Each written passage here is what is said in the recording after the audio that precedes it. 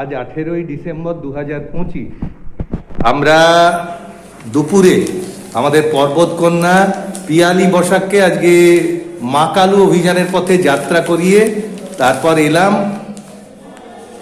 প্রখ্যাত মূকাভিনয় শিল্পী শ্রী অসিত আচার্যর আমন্ত্রণে নৈহাটি ঐকতান মঞ্চে।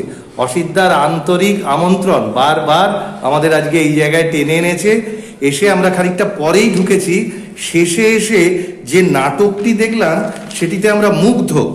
নিজেরা করেছেন নাটক খেলা শত্রু বন্ধু সত্যি বন্ধু। কাহিনী সূত্র অনিন্দ্য মুখোপাধ্যায় এত সুন্দর চয়ন করেছেন, বলার অপেক্ষা রাখে না। নাট্যরূপ ও আবহতে ছিলেন শ্রী অতনু মজুমদার। অসাধারণ নাট্যরূপ যা দিয়েছেন, এত সুন্দর ছন্দবদ্ধ আমি এর আগে দেখিনি। বাংলা ঢোলে ছিলেন গৌতম বিশ্বাস, আর অংশগ্রহণে অসিতদার সব ছাত্রীরা যারা কোনো দিনই অভিনয় করেননি, প্রথমবার এত সুন্দর অভিনয় আমরা দেখে মুগ্ধ হয়েছি। অসিতদার কথা একটু শুনে নেব।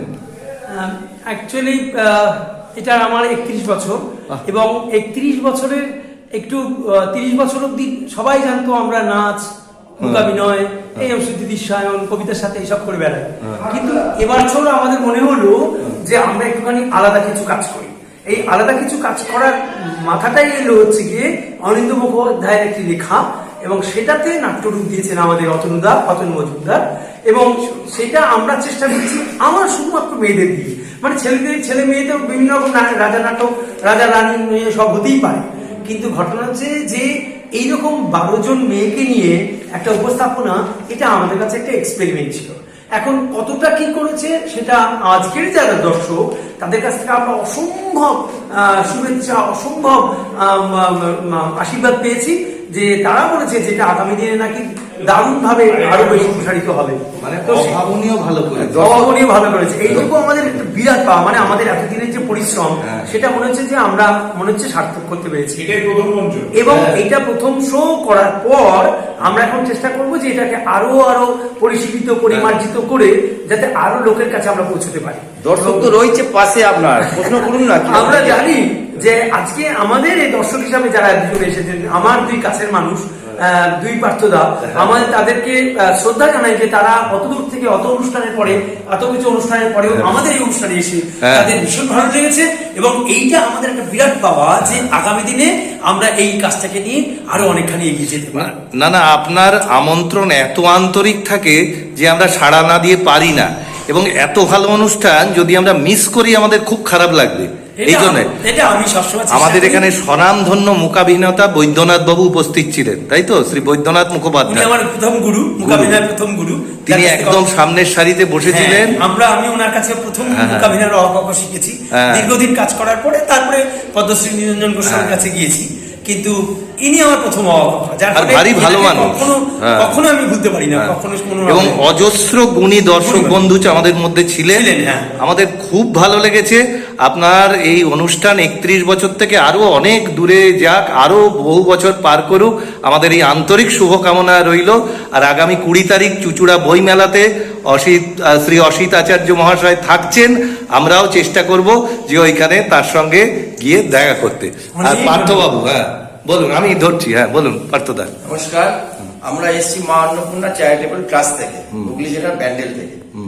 আমাদের অসিতদা বছর 3-4 বছর ধরেই আমাদের সঙ্গে যোগাযোগ রয়েছে, এবং আমরা যে মা অন্নপূর্ণা চ্যারিটেবল ট্রাস্ট থেকে যে প্রোগ্রামটা 3 দিন ধরে অনুষ্ঠান করি, প্রত্যেকবারই আমরা পাই আপনার সাংস্কৃতিক অনুষ্ঠানে প্রত্যেকবারই থাকেন এবং প্রভু তো আনন্দ দেন। উনি আমাদের সঙ্গে এমন একটা মিশে গেছেন, আমাদেরও এদিক ওদিক ডাকাডাকি করে। অসিতদা আমাদের সঙ্গে 2-1বারও গেছেন, এবং ওনার জন্য আমার নামটা আরো অনেক দূরে চলে গেছে। এই গত 4-5 মাস আগে কলকাতায় একটা প্রোগ্রাম করলাম, তো ওইটার পর থেকে আমাকে অনেকে ডাকাডাকি করে। তো আমরা একটু অনুরোধ করব,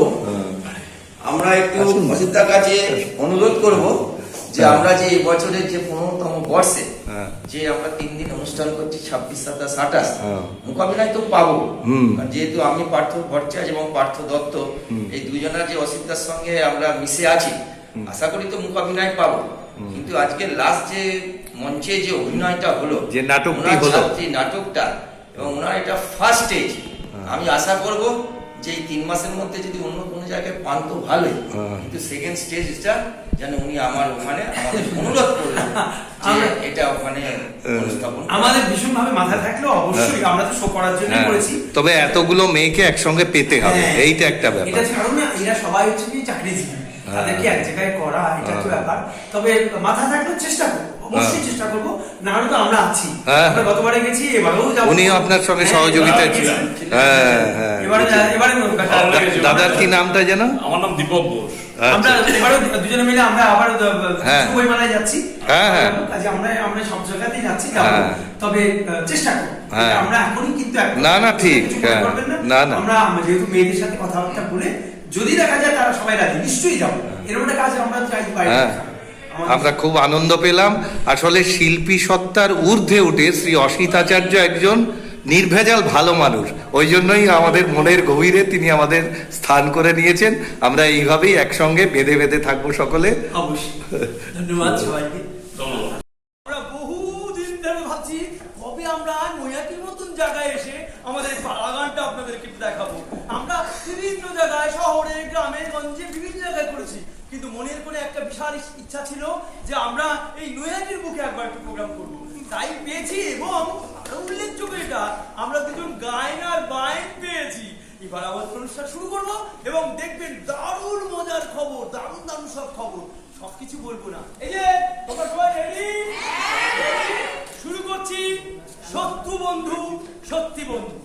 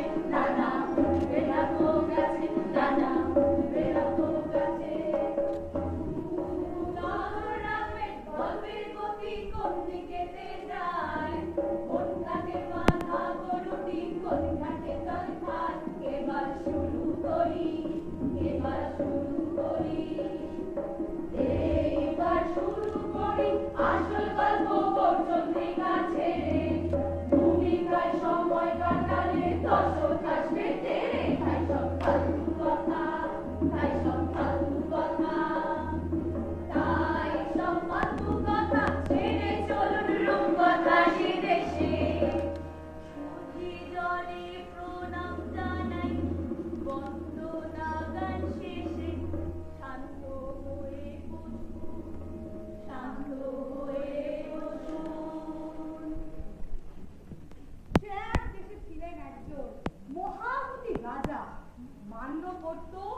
ভালোবাসত দেশের সকল প্রজা।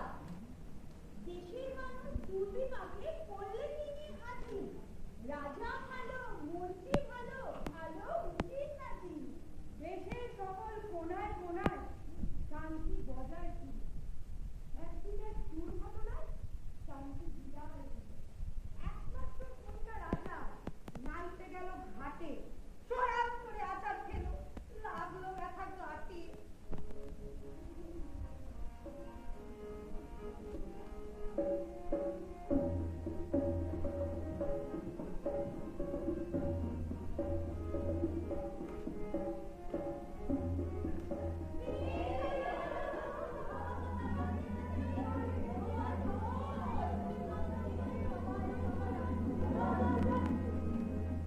দাসদাসীরা তুললে ভরে রাজকন্যা কাঁদে, চলল তাকে তুলে নিয়ে রাজা রাজপ্রাসাদে।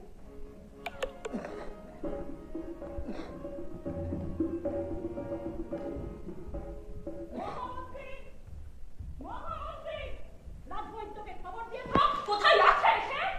তলব দিয়েছে মহারাজ, এক্ষুনি আসবে। কন্যা আমার সুস্থ না হলে সবাই তৈরি থেকো, চরম শাস্তি হবে তোমার, কেউ ছাড় পাবে না।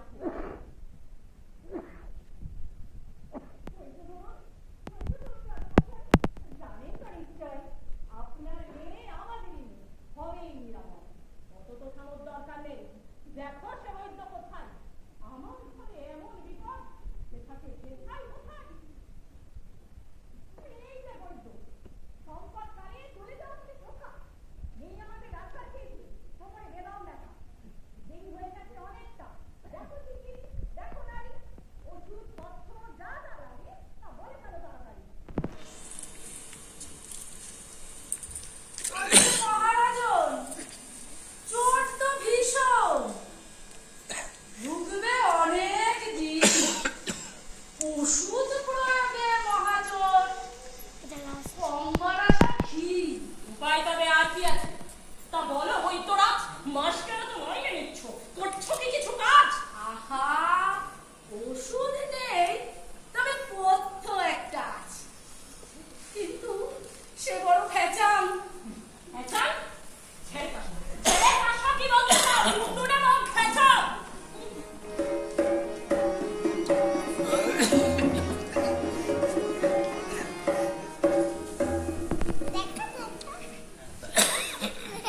এইখানেতে গল্পে একটা অন্য মোচড় আছে।